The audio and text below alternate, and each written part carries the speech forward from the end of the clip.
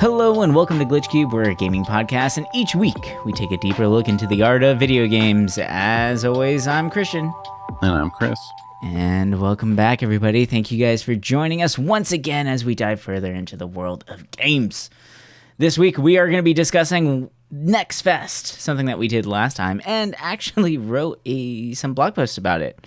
Just check out our link tree so you can see the socials and find the little website that we have where we actually did some blog posts. We've written some interesting articles, which we should probably try and get back to you. It's been a little bit since we were journalists and did that fun thing. But Chris here is actually working on some fun videos for you guys on some of the demos that we've been playing and some other content that we have currently as well. So we're really excited for that. And, you know, Next Fest has it's a fun little place in our heart, right? It was one of the first ones that we both really dove into, thought it was a good place to find interesting indie games, and last time we found some amazing titles out there. And this time there are some great games, and there are some surprising ones on that list as well. So we tried to kind of stay away from some of the obvious hitters, right? We wanted to see some of the more obscure offerings that Next Fest has to give us. So we have a pretty extensive list of titles that we have played through for you guys. And we've tried to be as broad as possible with the genres. At least I know I tried to, but then it turns out every single game I played ended up being a card game somehow. I don't know how that worked. Don't blame me. I didn't do it on purpose, I swear. Always. Somehow that happened. Sorry, I have a problem. Even the ones that don't look like card games ended up being card games. I don't know what the hell happened, but whatever. If you manifest it, it comes. What can I say? They got, they know how to get to me. But there was some fun ones. There's some interesting ones. There's ones that surprised us. And there's ones that made us go, huh, that was interesting. And, make us ask a few more questions because who knows? Maybe the demo was not enough to dive further into the content itself. So since we have such a long list between the two of us, and we'll see how much time really depends on each title. But why don't we just kick it off now? Chris, why don't you hit us with one of the first games that you tried out during this year's Next Fest? Or this season. What is it? Season? Is it a year? Whatever. I feel like it's like I think it's seasonal. Because I feel like the last one was in quarterly, whatever. Yeah. I think so. Because the last one I think was in March, if I remember right. Yeah, I believe so. So this one, I've seen quite a few people talk about this game, and I feel like it was in some other showcase. I think it was probably like the Future Game Fest, whatever stuff they do at the summer game thing, but it's called Station the Station. Mm-hmm. And when I first saw this game, I was like, oh, that looks really cute. I don't think it's for me. And basically, it's a puzzle game deep down when you think about it.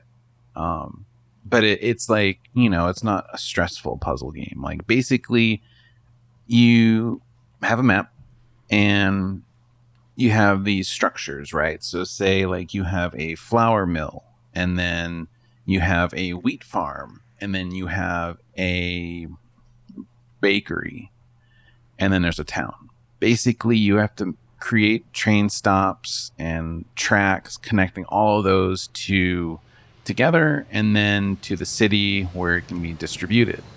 And there's 3 levels in the demo, and it was weirdly addicting in that, like, it's so casual and cozy. I hate using that term, but I feel like we're going to hear that a lot today.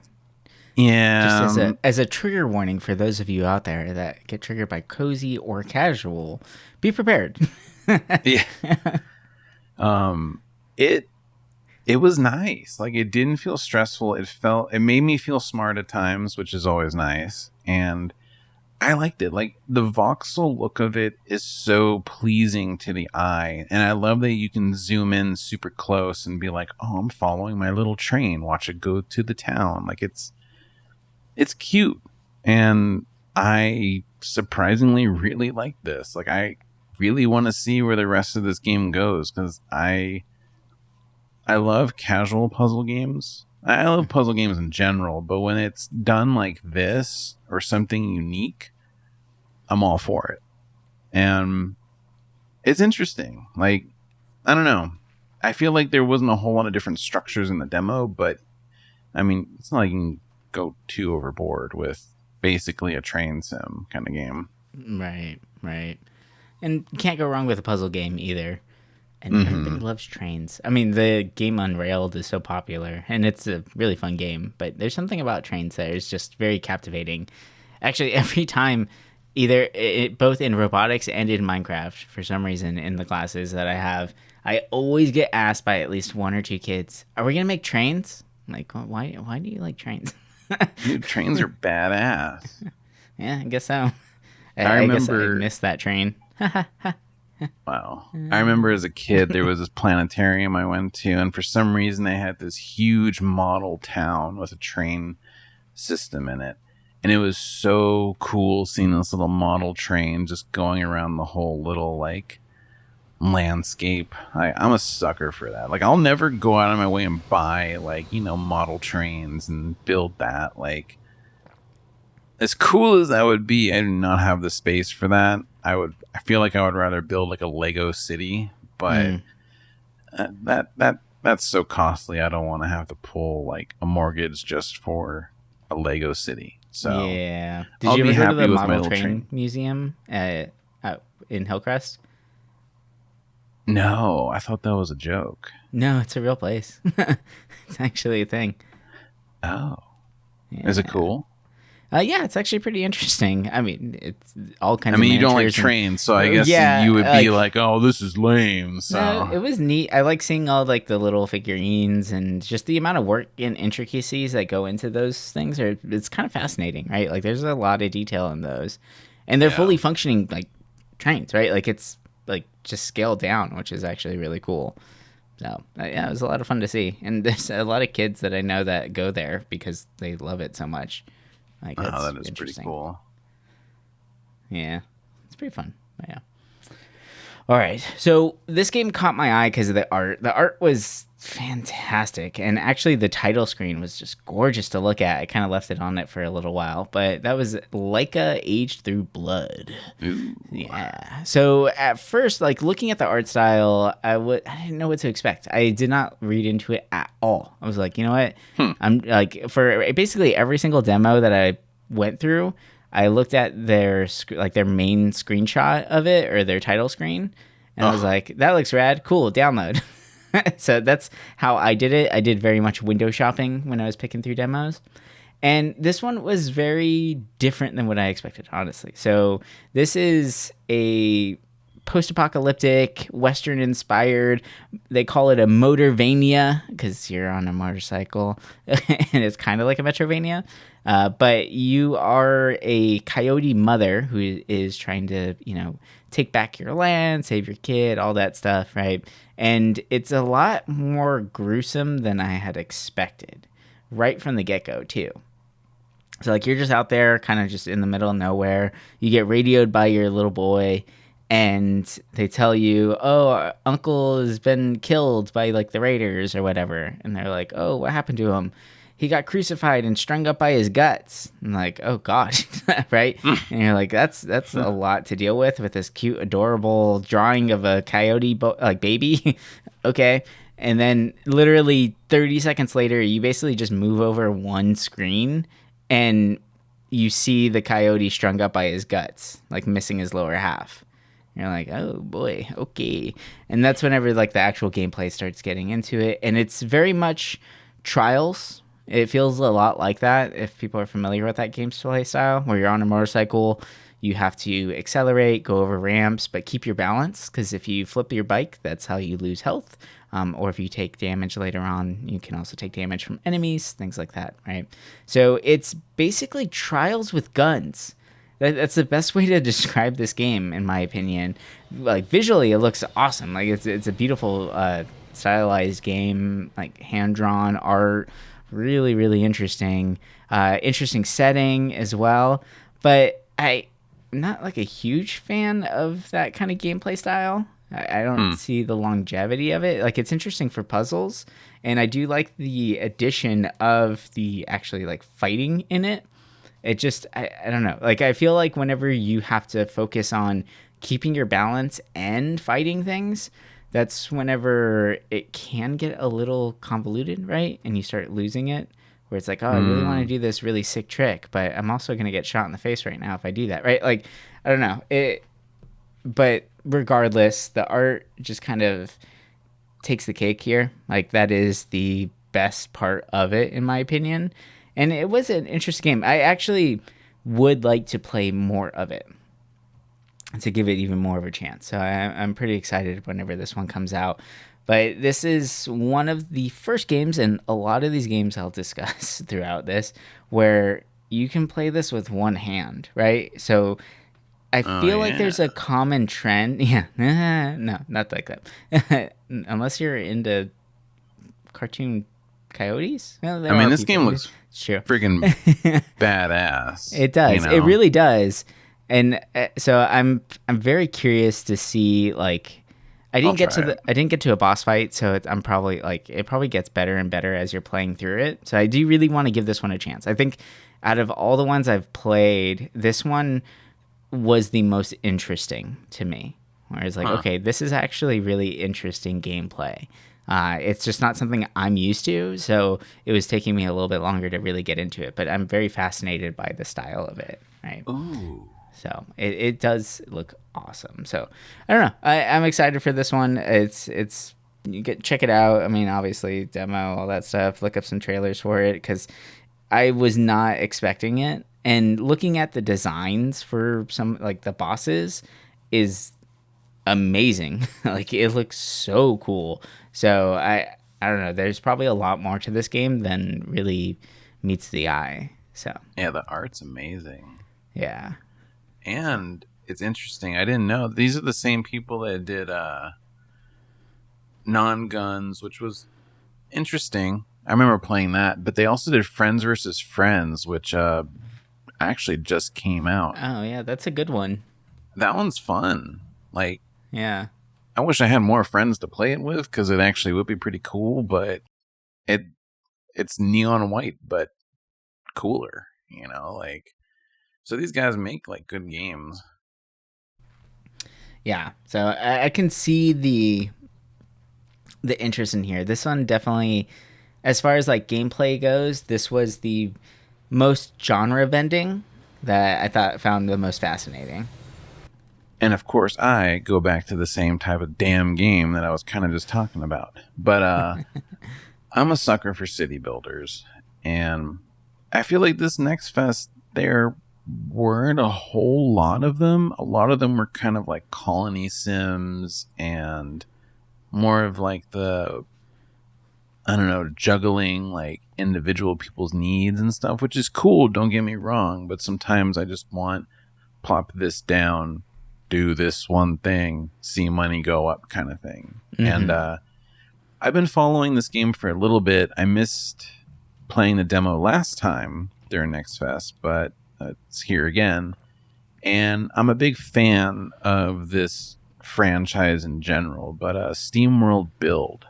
Well, SteamWorld is just a great, it's going to be an interesting game already. Yeah. So for people that don't know, SteamWorld Dig, it's basically, you're digging down and getting like, mining and stuff and progressing the story upgrade system. Like I love those games.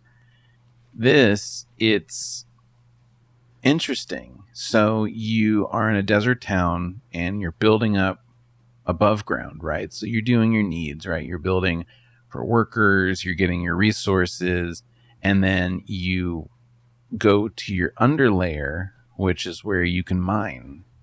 And basically you're building the mine shafts, which is cool. Like you have to do different kind of support and mine a bunch of different stuff. And this game is really cool. Like I heard that it's not in the demo, but I heard that there might be like kind of like tower defense kind of fights later on in the game.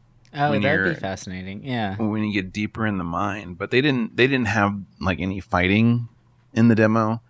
basically it's like, oh, you can build your town above ground and then go underground, try different like miners for prospecting and stuff. And it was cool. Like I honestly really like this. It's simple and to the point, but I can see that it probably gets a little more in depth later on. Mm-hmm. But there was something satisfying about seeing them like mine underground. And I mean, a part of me is saying like I should probably just play Dwarf Fortress at this point, but I'm too scared. So this makes me happy enough because it's, all in my control. Mm-hmm. But this is cool. I feel like they haven't done really any wrong with the SteamWorld games. I never played SteamWorld Heist, but which is that like tactical game. But Right. This one looks cool. I'm excited for it. Yeah, it looks great. From what I've seen, I didn't get to actually like play it, but since I saw SteamWorld, I was like, yeah, this is probably gonna just be a good game regardless. So Yeah. now, one other game that I played was a tactics style game that I thought ended up being actually pretty cool. It's called Waven. So Waven, the way it's structured is kind of trippy. Whenever you fight, you go to a separate like battle screen, just like any other RPG out there. But it's all like tactics-based movement and combat. The animations were extremely fluid. The art style is actually pretty cool. It does remind me of like mobile a little bit as far as the art style goes. Like I feel like there's a very specific look whenever it comes to that aspect of it, but it's a multiplayer tactical RPG game. So whenever you get to like the main hub world, you can see characters like run around and stuff. And I think that in the demo they put like just NPCs that were running around that were your same character, which was kind of weird, right? Like just to kind of give you the idea, like, oh yeah, there will be other people there that you can interact with, which I found pretty fascinating. But the the main part, whenever you first start the game, you pick your character. Everyone has like a different affinity to like an ability attached to them, whether it's like a knight, right, a mage, like the basics, stuff like that. And then you hop in, you learn the basics of combat. But one of the things that they add in is whenever you use a move, because it's basically a card game once again, you pick. So whenever the battle starts or each round starts, you get 5 abilities from your deck, right? And then you get to use them, and each one has a different color affinity, and they have different values on them. So whenever you use them, you start increasing points into each one of those color affinities, and you actually use those to summon pets. So kind of like Pokemon, I guess, right? So the pets hop out; they're able to use them, or you use them in combat. Which makes it kind of interesting. But the spells that you're using have some cool effects to them, so you can like combo spells, right, and stuff like that. So there's a lot to it that gets built in. So it was pretty cool to play through. In the demo, there's the main hub world, and there's certain areas that are obviously locked off. So and some NPCs have quests attached to them. So you just run up, you find the ones that have like the quest marker on them, and you can do their little challenge. And the challenge is always go fight this thing, right? But whenever you're fighting the things, I did like this aspect a lot. So whenever you jump into a quest, it actually like sent you to another map, right? And like, for instance, one of them was save these people who've been captured, so they're in cages. And you actually get to like kind of run around on that map for a little bit to get to the area that you need to go, and then it starts the fight, and you're in a tactical map at that point. So the grid-based movement comes into play, but before you were kind of running around that area. So that was a cool little, like, I don't know, I like the flow of it. And it was a fun time, actually. I did really enjoy it. The pet system seems really cool, and from what I can see, at least, of like looking at screenshots and different artwork that Waven has released, there's a lot of different heroes that actually pretty rad. Like they have some interesting abilities that attach to them. One of them I thought was really cool was the assassin. So it's just a crazy looking dude. He's just all in black, but then his armor is actually like bone plates.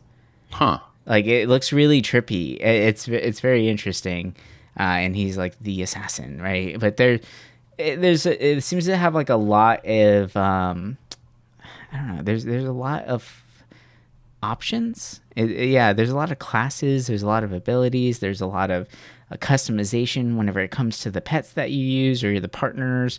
Yeah, it's a trip. And what's cool is like every hero has a male and female variant, so you can make your team what you want them to be, which makes that adds that little bit of customization to it as well. And then there's all kinds of. I can tell that this one's going to be a very like stat hungry min max kind of title because you find like bits of equipment to boost certain things and you build your deck around the equipment that you have, right? Like so you can kind of create that interesting synergy between the skills of your class versus what spells you have in your deck and what items that you currently have from your travels. So that does make it seem like it would be a lot of fun. This one actually was a good one too. I did enjoy this one. It made you feel like waving. I did the wave after I finished. No. No, that art style was adorable though. It looks interesting. Yeah. I feel like the thumbnail kind of caught my eye when I was first looking at it, but for me, I feel like this Next Fest, I kind of did the opposite with the thumbnails. The worse they looked, the more I was interested in them. But before I get into those, because those are actually some of the best games I played, saving those for last. But I got one more. I forgot about this. Cozy game. There it is again. The only reason I'm bringing this, we should, but this is the last one I got. I'm looking at. Oh, there is one more, but it's totally different. So the only reason I'm going to talk about this one is because I did something special the other day, and this relates very closely to it. It's called Spirit Tea, and basically, you are this person who moves into this small little town and you're visited by a ghost, and people there are bothered by spirits and you don't know why. So when you're visited by this cat spirit, he tells you about this bathhouse or spa that all the spirits used to go to, but it's in decline, and now it's your job to fix up this spa and make spirits happy.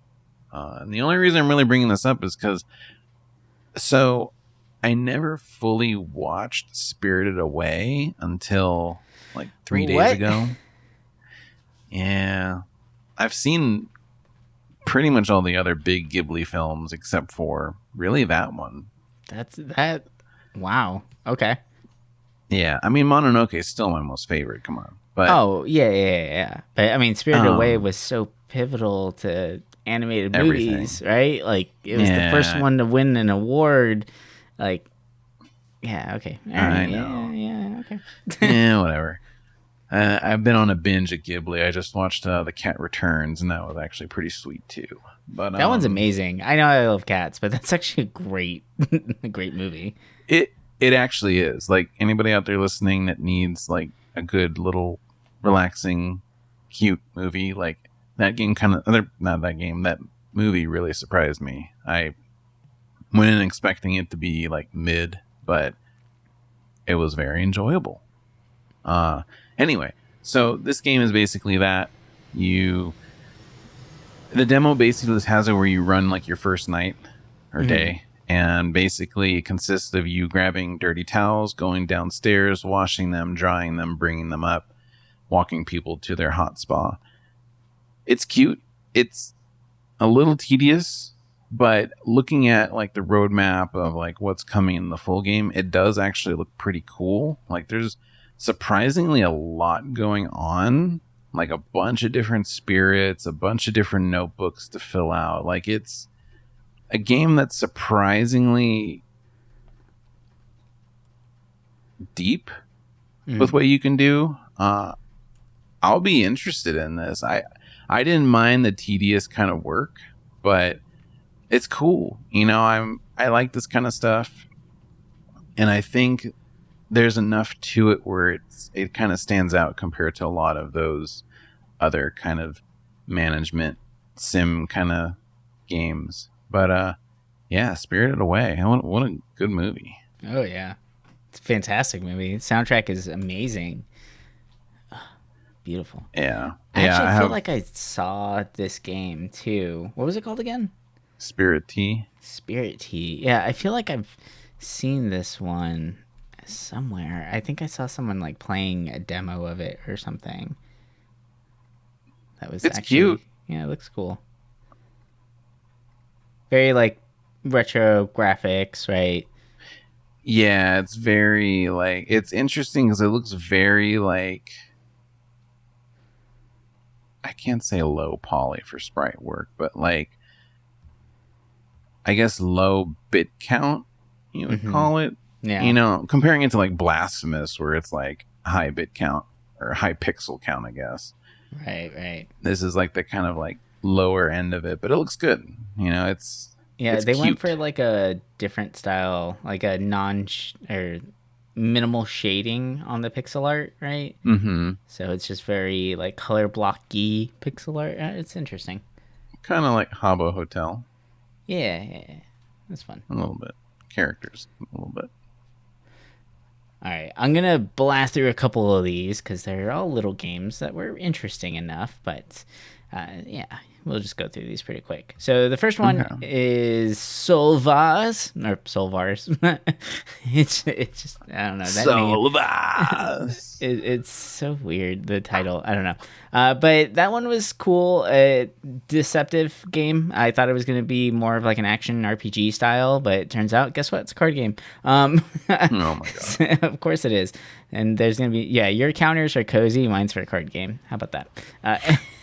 But the combat was different, right? Like, so whenever you initiate combat, you have 7 choices to make. One is like an item that you can use, one is a magical ability, and then you have 5 in-betweens, right? And they can be a magic ability, they could be your sword, they could be a punch, or they can be a kick or a guard, right? So those are like the options that you have. You'll get more as you get other characters, and then you have points that you can, or action points. I forgot what it's actually called in the game, but you get to, like, on your first turn you can only pick 1. Your second turn you can pick 2, which then like chains together to make bigger combos. So that's kind of what you're trying to do, right? You're trying to use cards so that you can clear out the room and set up a bigger combo later. So that's kind of what you're working on. But there is like a limit break style thing in this, which was kind of cool to check out, where you basically morph into one of the things that you're fighting. And you're fighting, I forgot what they're actually fighting. It's kind of weird. But like, you basically become this crazy beast and you're able to hit things a hell of a lot harder. Like a ridiculous amount, but the cooldown on it is very long. So I found that to be a interesting way to strategize these games. So the way it works as far as like traversing the map, I'm still trying to figure out the best way of describing it, but it's very much a tile-based movement game, but each tile is a different screen in the game, right? So you're just moving from screen to screen, but you just kind of select which direction you want to go to on the arrow keys, or A and D, or WASD, and you basically just go into that next area. Some of them have enemies, some of them have items that you can pick up, some have NPCs that you can interact with, or vending machines you can purchase stuff from, and you're just going through the map trying to fight these weird monsters that are all over the place, right? But the ability, like, I used it pretty early on in the demo, and the demo it's basically just, it's a 1 hour play. They let you play the game for 1 hour. So that tells me that this game probably is a pretty long game, which could be fun, right? But then like the cooldown on the like limit break ability where you're just like a crazy beast said 3 hours. What? So yeah, and then I was looking at it, I'm like, there's no way that's right. So it's 1 hour, 1 minute in this game, and it's actually keeping track of time. So I'm wondering if there's like a time limit thing for these titles, so you have to get through the maps as fast as possible in certain areas to defeat these things. So that does make it kind of like that was kind of a little bit of a turnoff for this title for me, was the fact that your limit break is limited to time instead of other games where it's, you know, movement, it's action, it's taking hits, right? Like when I think limit break, I think that it should be a constant charge, not on a cooldown, right? Like it feels a little weird that way, in my opinion. But it was a cool title. The artwork's really cool. It's really interesting. Playing it, I was like, oh, this feels like a mobile game. And then looking at it later, it's like, oh, well, because it is a mobile game. You can get it right now on mobile for $5, which I thought was really interesting that they're on Steam. It's a demo for a new game, but you can buy it on mobile right now. So I guess it's a new game for PC. Must be a new port, right? So yeah, I don't know. There's something to that. Another game that I tried out was Astria 6-Sided Oracles. This one is not cards, surprisingly. Yay. But it is dice, so it's kind of the same thing. So it's a dice game where you roll the dice and you have different number values on them. The whole point is that there are creatures that are corrupted, and you are using these dice to purify them and balance your own corruption in turn. So I really do like this mechanic a lot. I find this really fascinating, where you damage enemies by purifying them, right? Because you're trying to heal them. But there are times in which you have to use corrupted dice because you might not have a reroll or something like that. So your character will take corruption. But the way that they handled this is that as you take corruption, you unlock new abilities like extra rerolls or changing a dice to something else. Each character has their own different set of abilities attached to them. So that I did like a lot, where you're constantly balancing these things out. You can use your dice to purely attack the enemy. So if you use purifying dice on the corrupted enemy, it does damage, or you can use that purifying dice to heal your player as well, right? So you kind of have to like balance that out and figure out exactly the best way to handle this. So the art is really, really pretty. And I like cards and dice games and random chance stuff, so I found that really interesting. It was a lot of fun. So that one was cool. Another really fun one right there. And then one of the last ones that I do want to bring up too, I got a couple more after that, but another little small game that I found really fun was Shogun Showdown. So that was a really fun game. It's a roguelike card builder, of course it is, right? But the difference with this one and other like deck building games is that there is a map for you to move around on. It's a linear map, so you can only move left or right. You have to defeat waves of enemies as they show up on this like small stage that you have. But you pick the cards that you want to use, which are your attacks, and then each one have like different abilities or range, right? So an arrow can go across the whole map and it'll hit the first thing in front of it. A spear can go 2 spaces. There are swords that hit either in front of you, or some swords that hit in front and behind you. And the enemies have these kind of weapons too. So you kind of have to like keep track of that. But the enemies telegraph what movement they're going to do next.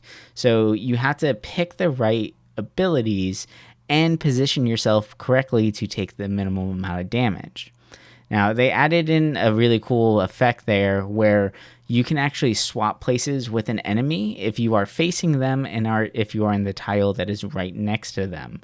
So if on their next move, they are going to swing forward, and let's say there's an enemy behind you, you can actually swap with them and they will still swing their weapon and hit their partner, right? So they would hit the other enemy there. So you can actually use the enemies as tools to then take out everything around you and just try and stay alive as long as possible. So that was I really like this one actually. This one I think I ended up playing the longest because it was very simple gameplay to latch onto, and it was very this is a very addicting kind of style of game, in my opinion. Like it really Looks felt like it. it felt good, right? Like the gameplay felt really good. Everything just made sense, right? I have a weapon that does 1 damage. Guess what? They do 1 damage, right? Like enemies have 2 health. You can see and seeing everything out like it was a weird like fast-paced turn-based game. Like you see the turns ahead of you. You don't have to go quick, but your mind kind of wants to because you can see the sprites like shaking like they're about to attack and you're like, "Oh shit, I'm about to get hit. I need to move out of the way right now." But really you can just sit there, right, and like plan out your moves.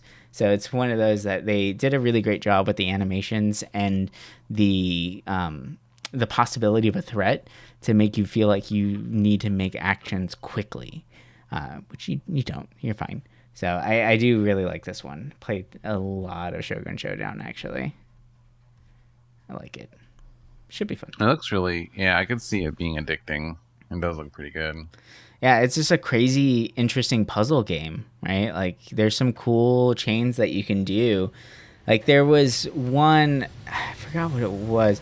There was a guy in front of me, and then there was going to be, a bowman behind him, right? And I could take him out with my sword right away, but I had just unlocked the grappling hook, right?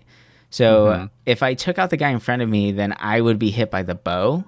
So I actually like swung, hit the guy, used the grappling hook, latched onto the bowman, hit him with another sword attack, took out both of them, right? Like so, like you can make some interesting chain combo stuff in here, which is pretty rad. Huh. Yeah. It's a fun little Super title. cool. And you can upgrade all your abilities as well. There's upgrade shops, of course.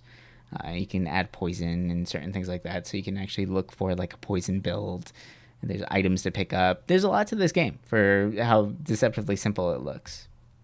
Huh. Yeah. I'm going to have to check that out myself.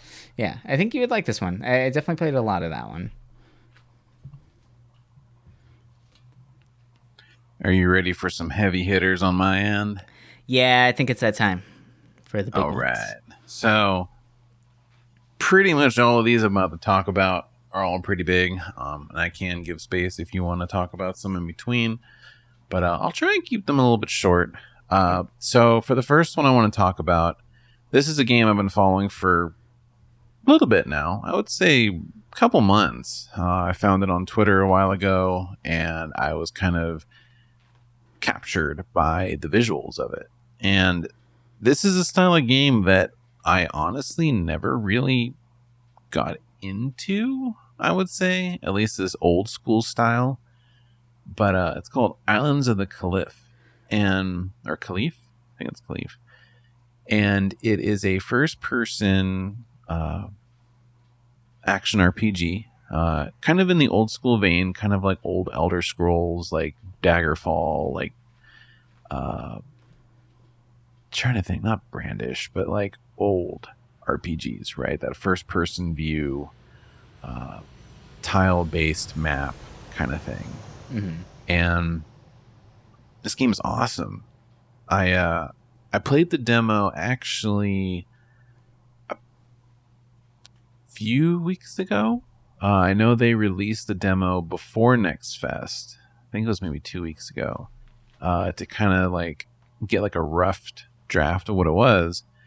And I enjoyed it then. You know, there were some features missing from it, but within that span of like the 2-3 weeks, they've added health bars for enemies. They've added like a leveling system or stat system based off of someone's suggestion in the forums, which is cool.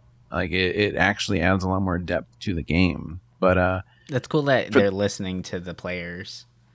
Yeah, like that's something that I kind of love about a lot of these Next Fest games. Developers really do listen to a lot of the people bringing stuff up. At least some of the games I looked at today, they seem pretty responsive. But this game, to help visualize for people, other than it being like a first-person RPG, it's inspired by Middle Eastern folklore and like Islamic kind of like tradition. So it has that look and feel of it. You know, it's set over multiple islands, but there's only 2 islands in the demo, and they're actually kind of big, at least in my opinion. And I truly like this game a lot. Like, I think of all the games that I've played recently for the demos, I think this one and maybe 2 other ones that I'll talk about soon are the ones that I'm like, yeah, I'm like 100% following up on this game when it's released. Anybody that is interested in those kind of games or just likes first-person RPGs, I think I highly recommend it. And even if you're not, like I honestly had no intention of playing these kind of games. I love this, and it actually makes me want to play more games like it. But yeah, the dev is very responsive, and it's cool seeing these little changes happen, and I'm excited for this game to grow. Nice. Yeah, it looks really cool. I remember you sharing this one with me, so I'm excited to see what happens with it and how much they could fall into the development hell of listening to the fans too much, right? But it seems like they're taking the good criticism and just implementing into their titles and just making their game that much better. Yeah, plus the visuals just look so damn good. Like, beautiful retro style. Nice. But another first-person game, and this one is a little different. It seems like this is kind of like a surprise hit from what I'm seeing like on Twitter and even like the Steam forums kind of. But it's called Fortune's Run. And I don't know if I would 100% call this an immersive sim. There's a lot to it that feels like it. But imagine diesel punk. Right? Or not diesel, but industrial punk instead of cyberpunk. The world's pretty brown. You know, it feels like you're in the industrial era, but like sci-fi. This game's cool, dude. Like, the music's banging. Your character's like a badass. The world's interesting. Everything is voice acted too, which is kind of bonkers to me. And you can do a lot, dude. The cool thing about this is when you get a sword, you can deflect the bullets, and so you actually have to like Jedi. basically, you actually have to like swipe to like hit the bullets, and you can slow down time, so then that way you actually hit them. Like, this game's so damn cool, and I feel like it really came out of nowhere because like I feel like I'm usually like pretty in touch with a lot of like smaller titles. And I try to find them in my spare time. But this one's just been under my radar. And I'm like, I'm happy I found this because this is so fascinating. I feel like the only criticism I have of it was like the jumping feels weird in this game. Like trying to wall jump with the classic controls feels so odd. Yeah, I mean, the game looks like Doom. So wall jumping in Doom seems weird. Yeah, or Wolfenstein, right? Like they were saying this game is basically like it takes a lot of like cues from like Deus Ex and also like some weird stuff from like Metal Gear Solid, which I kind of get. There was a whole segment where you're basically getting into this club and there's like a whole part where you're just going through air vents and stuff, and this game's interesting, and I think it's got also one of the best like club scenes in the game, which I feel like we don't get often enough. I remember in Vampire Masquerade Bloodlines, there's a little goth nightclub, and I love that. And I feel like we never see those kind of like cheesy 90s goth like nightclubs in games. And this game has it looks cool. Like, this is another game I'm actually very excited about following because I don't know, I feel like there's a lot going on, and I'm like, I don't want to say I'm worried about like there might be too much added to it later, but Right. this game is really interesting. The melee is really cool in this game too. Like it feels almost realistic in a weird way. But yeah, this is definitely one to keep an eye on too. Just because there's so many systems at play, and the difficulty in this game is very adjustable, and it's cool as hell. Yeah, it looks really trippy. It's kind of hard to explain. It's like if you made Wolfenstein a 3D game all of a sudden, like, or you know what I mean, like with the camera movements and stuff like that. It looks cool. It looks super rad. Huh. Yeah, I'm excited for that one. I have to check it out. I saw it and I was like, I don't know, it looks interesting, but I'm definitely gonna have to play that one. Yeah.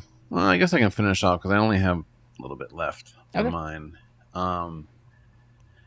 For a little, my last cute game of the night or day, whatever you're listening, a tiny sticker tail. This was That shown looked off. awesome.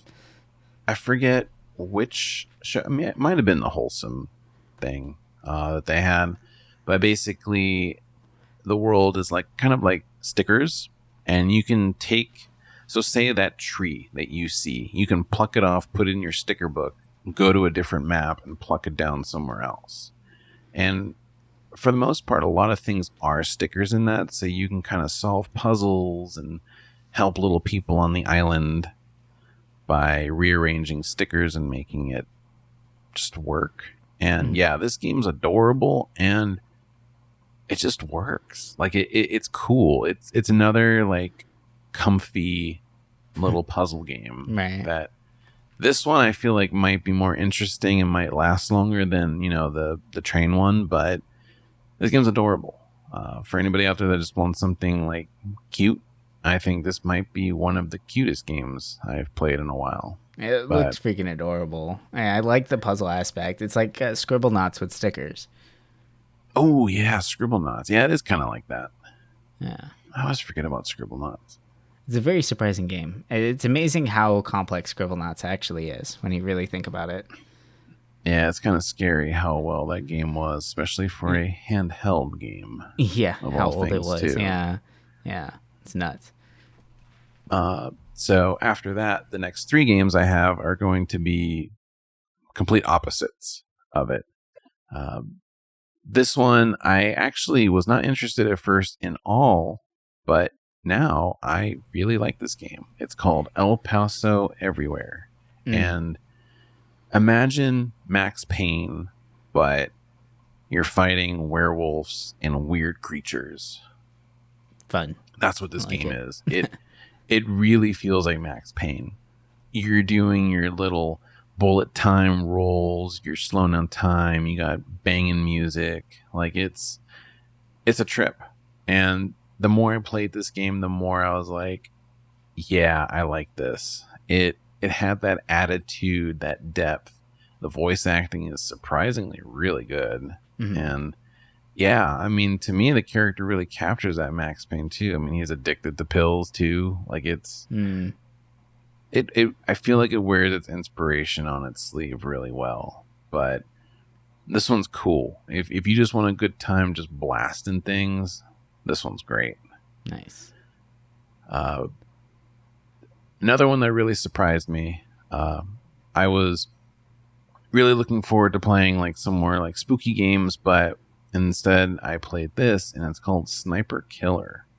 Okay. And it's from a team that I think it's not a Puppet Combo, so it's not like those kind of like Nun Massacre like horror games, but it's they do their own kind of like weird horror low poly game.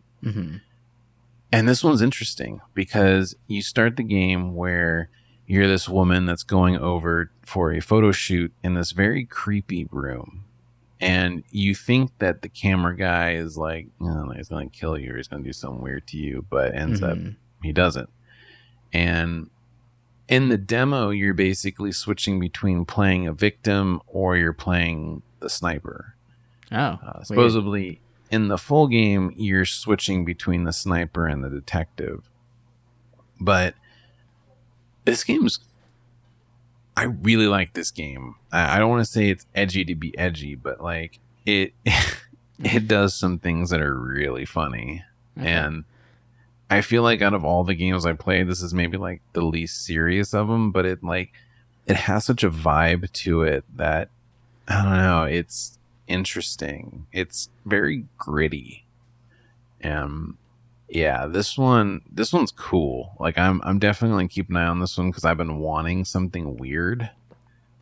And I think this kind of fits the bill. It feels like you're playing like a B movie Okay. from like the 90s. Yeah. It's interesting. I like this one. And then my last game I'm going to talk about. And this one, I've been interested in it because I love this style. And this game, I think, surprised me the most out of all the games I've played. It's called Judero. And it's based off of folklore from the Scottish borders. And basically, it's stop motion animation, which, I mean, you already had me at that. It's fascinating in games. I'm always surprised when they can do that. Yeah, in this game, like, so your main character looks like a bastardized He-Man, kind of, with a big beard and a staff. Mm-hmm. And I was reading a little bit about it, and they basically took like old action figures and kind of like melded them all together, and that's why a lot of these people look really weird in the game. But all of the characters are handmade. All the animations handmade, blah, blah, blah. The world is very like, you look at this game and you're like, oh wow, this game looks really cheap when you first glance at it, like very low budget. But the more you play it and more look into it, it's like, wow, there's a lot of love in this game, like way more than I thought.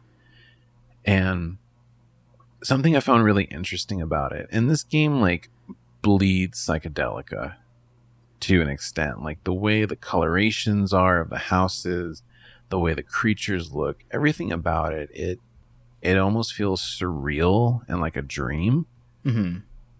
The thing that really sent me was the music. And the music it's paying like respects to like old British folk music.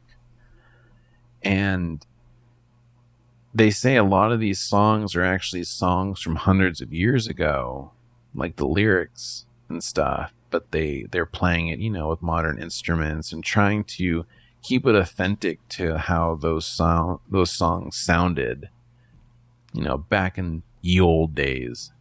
And dude, it sounds so good. Like when I first listened to it, I was like, wow, this sounds like, I don't want to say hippie music, but it sounded like that kind of folk music you would hear in the 60s. And it just sounds so good. I'm like, this game really surprised me because at first I was like, I don't know if this game was going to be for me. And then I ended up like really liking this a lot.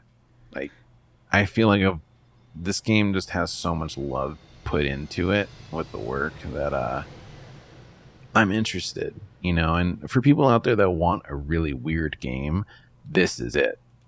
I feel like of most of the games in the Next Fest this time, this is the most obscure looking and different than anything I could find.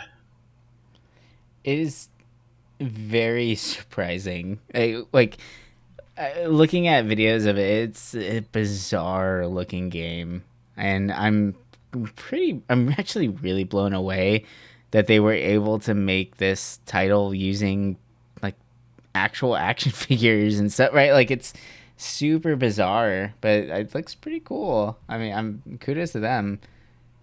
Yeah. Like, it started as a Kickstarter game and they actually are making it. Like, what an interesting way to do it, right? Like, this is very innovative and new. So I'm very curious to see how it plays. Kind of want to check it out now. It's weird. It's a weird looking game. It looks like Action League now, but like mythical weird creatures that are just like demented dolls that are from like, it looks like Sid's Nightmare from Toy Story. Oh shit. Yeah, that's actually a good comparison. Right? Like, it's really weird, but it's pretty cool. I don't know. All right, so I got two more on the list real quick, and that's it for me. The first one is In Stars and Time. So In Stars and Time is a RPG game, right? So it's like dungeon crawly, but there's like a roguelike element to it. It's all black and white. The art style I was immediately drawn to. It has a very hand-drawn, like sketchbook style art, which I really enjoy. I like seeing that kind of like rough around the edges style. The writing is super, super funny. And this like turn-based combat system that they have is actually pretty fascinating. So, I mean, basically every turn-based game out there has an element of rock, paper, scissors in it, for the most part, right? Fire is weak to water, and so on and so forth, and everyone knows those, right? But this game actually just, instead of hiding it with a magic system or anything like that, it's literally rock, paper, scissors. So some of your characters are scissors, like style fighters. Some are rock, some are paper, right? Paper is more magic. Scissors are more quick attacks, things like that. And rock is your barbarians, like beastly people who just hit damn hard, right? And it works really well. So the whole point of each fight that you run into, you're fighting these things called sadness, and you are trying to find their weakness so that you can make the fight that much easier for yourself. But they did something with the art style that I found really fascinating, and they tell you it in the demo to pay attention to the enemy portraits because they might give you a clue as to what their weakness is. So if you look at these enemies that are out there, they might have their hand in like a very interesting way, right? Like maybe one of them has like a peace sign that they're holding up.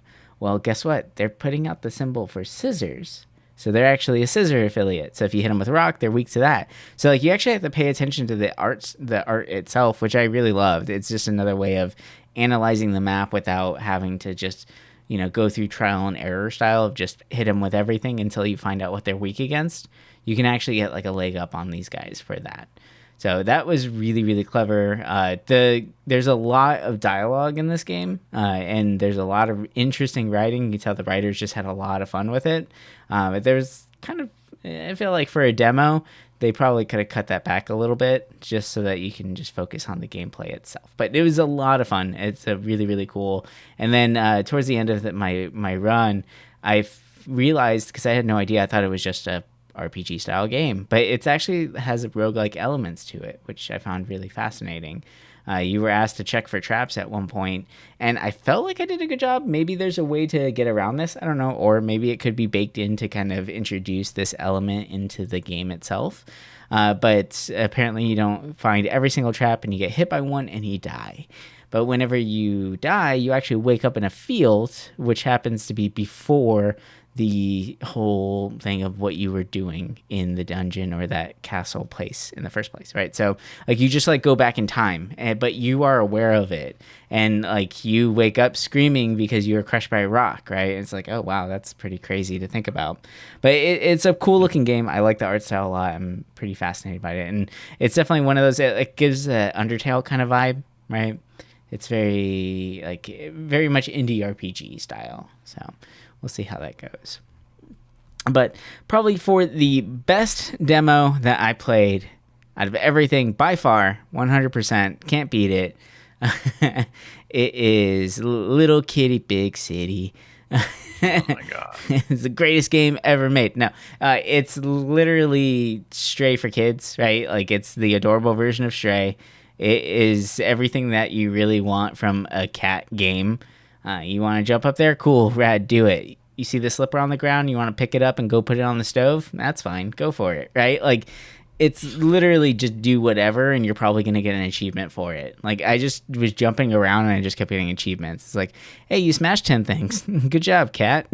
Right? Like, it's so silly. And what was really great, actually, was the movement. The movement, I felt, was really, really fluid, and I'm happy to see that because, I mean, before Stray, animal movement did not feel that fluid. Like Stray really set it apart, in my opinion.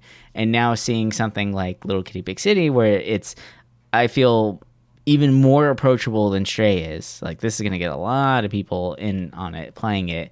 It's kind of like in the same realm of that Goose Game. What was it called? Untitled Goose Game. Untitled Goose. Yeah, like I could see that, right? Where you're just going around creating mischief and mayhem and just having fun doing it. So it's an amazing little game. I freaking love it. I'm so excited for that damn game. And it looks like my cat Diego, so I'm like, yeah, okay, I'm in. Oh, and best part of Little Kitty Big City is that you can get those adorable cat hats for your cat that you play as. And what I thought was really, really funny is in the trailer, one of the first hats that you put on the cat, we actually own that one. We got it from Japan in a gachapon machine. We have like 15 of them because when we went to Japan, and they're little like adorable like beanies that strap on with Velcro over your cat's head, and it's like bananas or like a strawberry, or like a jellyfish. It's super cute, but super dumb. And I love the fact that that's actually just in the game. Like, yeah, it's too perfect. So no, really excited for that one. Bro, how do you drop Action League now out of nowhere? I forgot this existed. I know this is a total diversion, but like, what the dude? You don't think about Kablam like, every minute, every second? I mean, I see Kablam like on Paramount and stuff, but I'm like, oh, Kablam's whatever.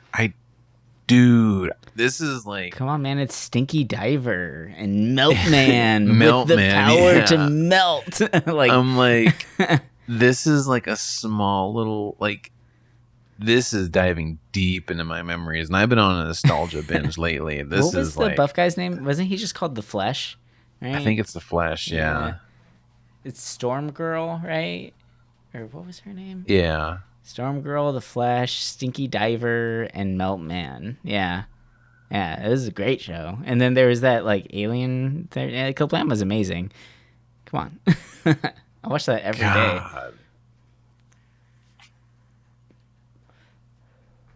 That's too funny. All right. Well, I think that's going to do it for us this week. Thank you guys so much for joining in as we discuss some of the games that we played through on Next Fest. It's a great way to check out games. Come on. Just download a bunch of demos, fill up your hard drive, try them all out, and see what you find. And you can do it very casually, which is great. I mean, I went the window shop approach where it's like, that looks pretty. Download. There's a few games that I didn't play, and we kind of stayed away from some of the bigger heavy hitter ones. Like, we know these are gonna be good, right? Like Wargroove 2, come on, it's gonna be great. Alien Hominid, that's amazing. Like, oh my god, it's gonna be a fantastic game, and it looks great. Liza P might be good, we'll see, but it's definitely a bigger game that has a formula that works, right? So, and it's Pinocchio, so it's good? Question mark? We'll see. But yeah, there's a lot of games on this Next Fest to check out. There's a little bit of something for everyone. I will say that it feels like this Next Fest has a lot more that cursed word, casual style games for basically any gamer out there. Or there's like a good mix of everything, at least. So it's very interesting. A lot more mobile games on this one, I would say. So, but that just kind of shows that where the market is going. Everyone has a phone, so it just kind of makes sense to develop games for that, and it's an easy money grab, right? So, well, we'll see what happens. Anyway, we'll talk to you guys next week with more games that we find and all that good stuff in between. But until then, bye for now.